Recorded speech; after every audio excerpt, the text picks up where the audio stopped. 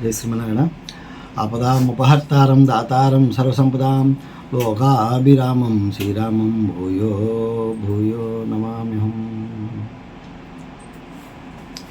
శ్రీమద్ రామాయణం వాల్మీకి రచించినటువంటి ఈ బాలకాండలో ఈరోజు మనకి దశరథుడి పాలన అయోధ్య నగర వైభవాన్ని తెలియజేసుకుంటున్నాము. ఈ నగర వైభవంలో మనకి నిన్నటి వరకు 15 శ్లోకాలు తెలుసుకున్నాము. చూడండి, వాల్మీకి మహర్షి గారు ఎంత బాగా అంటే అక్కడ కనపడే ఆయనకి దివ్య దృష్టితో చూసి కనపడేటువంటి విషయాలను కూడా ఎంత క్షుణ్ణంగా మనకి వివరిస్తున్నారంటే ఈరోజు మనకి తెలుసుకోవటం కూడా మన అదృష్టంగా భావించాలి. ఎందుకంటే ఆయన అంత ఓపికగా అక్కడున్న విశేషాలన్నీ రాసి మనందరికీ వాళ్ళు అందిస్తున్నారంటే మనం ఈరోజు కూడా మనం ఇక్కడ వినేటప్పుడు మనం అయోధ్యని మనం అనుభవించాలి. అక్కడ ఉన్నటువంటి వాళ్ళ ప్రజలు ఆయన చెప్పే మాటలు అనుభవిస్తేనే మనకు రామకథ, రాముడి యొక్క గొప్పతనం మనకు అర్థమవుతుంది. ఎప్పుడైతే అనుభవిస్తామో, విషయాలను అనుభవిస్తామో, మనలో ఎప్పుడైతే వింటామో ఈ రాముడి యొక్క గొప్పతనాన్ని, యొక్క అయోధ్య గొప్పతనాన్ని ఎప్పుడైతే వింటామో మన చెవుల్లో అప్పటి వరకు విన్నటువంటి పాపాలన్నీ కూడా వెళ్ళిపోతాయి అన్నమాట. ఈరోజు 16వ శ్లోకంలో అచ్చటి స్త్రీ పురుషుల్లో కాంతి రహితులు కానీ, సౌందర్యహీనులు కానీ, రాజభక్తి లేనివారు కానీ మచ్చుకైనను కనపడరు. ఆ నగరమందలి బ్రాహ్మణులు మొదలగు 4 వర్గముల వారు, దేవతలను అతిరథులను పూజించడి వారు, చేసిన మేలును మరవని వారు, ప్రీతితో దానములు చేసేటి వారు, బ్రాహ్మణులు, పాండిత్యమునందు శాస్త్రవాదములందు సూరులు, పరాక్రమవంతులు, ఇతరులు తమ తమ రంగముల్లో వీరులు సూరులు, ఆ మహానగరమందలి జనులు ఎల్లరూ ధర్మములను ఆచరించువారే, సత్య మార్గమును వేడని వారు. అందువలన వాళ్ళందరూ కూడా దీర్ఘాయుష్మంతులు, భార్య పుత్ర పౌత్రాలతో కూడి ఉండేవారు. అంటే ఏంది, ముదిమనమ సంతానం కూడా కలిగి ఉన్నారని చెప్తున్నాడు. అంటే ఏంది, ఆయనే 60,000 సంవత్సరాలు పాలన చేశాడండి. ఇంకా ప్రజలు ఎలా ఉన్నారు, అందరూ కూడా దీర్ఘాయుష్యం చెప్తున్నాడు అన్నమాట. ఇక్కడ చెప్తూ క్షత్రియులు బ్రాహ్మణుల ఎడల గౌరవం కలిగి రాజ్యపాలన చేయుచుండేవారు. అలాగే వైశ్యులు క్షత్రుల యొక్క ఆజ్ఞలు పాటించేవాళ్ళు. అలాగే శూద్రులు తమ తమ ధర్మాలను ఆచరిస్తూ ఈ 3 వర్గాల వారిని సేవించేవాళ్ళు.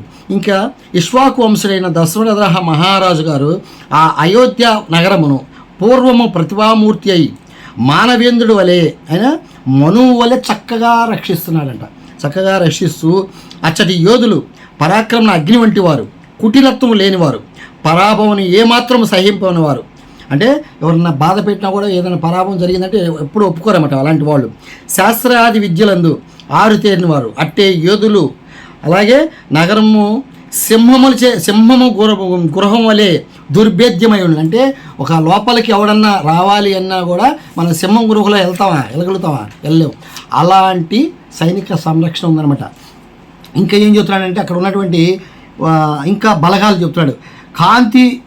కాంబోజ దేశము జాతి గుర్రాలు, బాహ్లిక దేశము చెందిన ఉత్తమాస్మాలు, వనాయి రాజ్యమునకు పుట్టిన మేలు జాతి హయములు, సింధు దేశము జన్మించిన శ్రేష్టములైన గుర్రములతోడను, ఉచ్చైశ్రములతోడను, ఉత్తమోత్తమ హయముతోడను పురము విరాశించుంది. అలాగే వింధ్యాపర్వతమును పుట్టిన మదపటేనుగులతోడను, హిమన్నగరములు జన్మించిన మహాగజములతోడను బాగుగా బలిసి మిక్కిలి మదించి పర్వతములేనున్న మాతాంగములతోడను, ఐరావత వంశం జన్మించినట్టు పుండరీకమునకును పేరు గల మహాపద్మా జాతికి చెందిన వరుణ దిగ్గజమైన అంజనా జాతికి చెందినను, దక్షిణ దిగ్గజమైన వామన జాతికి ఉద్భవించినను భద్ర గజములతోడను ఆ పురము నిండి ఉన్నాం.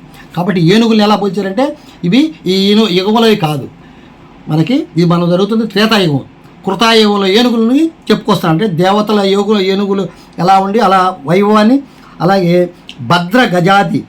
భద్రజాతి గజములతోడను, మంద్రజాతి ఏనుగులతోడను, మృగజాతి వానములతోడను, అట్లే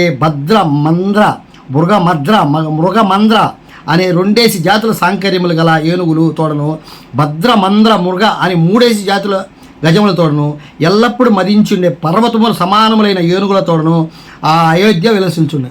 మరి అలాంటి ఏనుగులతో కట్టిన గుళ్ళే ఈరోజు మనకి నిలబడినాయి.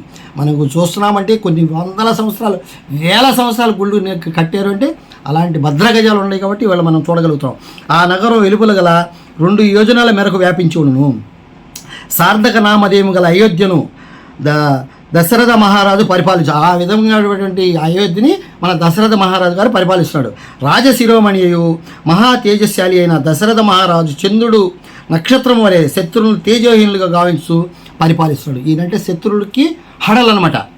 ఆ నగరమునకు పేరు తగినట్లుగా దృఢమైన గడియలు గల కవాటములతోడను చిత్రములైన గృహములతోడను శోభిలుచున్నాయి.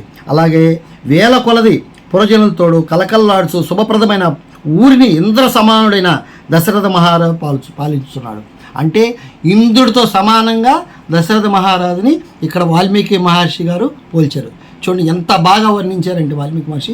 అందుకే రామాయణం, శ్రీమద్ రామాయణం అనేది వాల్మీకి మహర్షి రచించినటువంటి రామాయణం చదివితేనే మనకి ప్రతి విషయం కూడా కూలంకుషంగా అర్థమవుతుంది అనమాట. ఎవరో ఏదో రామాయణాలు అందరూ రాసుకుంటారు, కానీ మనకు మూలం వచ్చేసి శ్రీమద్ రామాయణం, వాల్మీకి మహర్షి రచించినటువంటి రామాయణం చదవాలి. ఇప్పుడు ఈ 6వ సర్గ దీంతో పూర్తయింది అన్నమాట. రాబోయే సర్గ వచ్చి మనకి 7వ సర్గ. ఇది దశరథుని యొక్క మంత్రులు, వారి గుణగణములు. కాబట్టి నెక్స్ట్ సర్గలో వాళ్ళ యొక్క మంత్రులు ఎవరెవరు ఉన్నారు ఏంది అనే విషయాలు ఇప్పుడు వరకేమో ముందు నగర వర్ణన చేశాడు, తర్వాత పాలన వర్ణన చేశారు. ఇప్పుడు వారి యొక్క గుణగణాలని, ఎంతమంది ఉన్నారు మంత్రులని వర్ణన చేస్తున్నాడు. కాబట్టి నెక్స్ట్ వీడియోలో మళ్ళీ కొన్ని విషయాలు 7వ సర్గ నుంచి తెలుసుకుందాం. జై శ్రీమన్నారాయణ.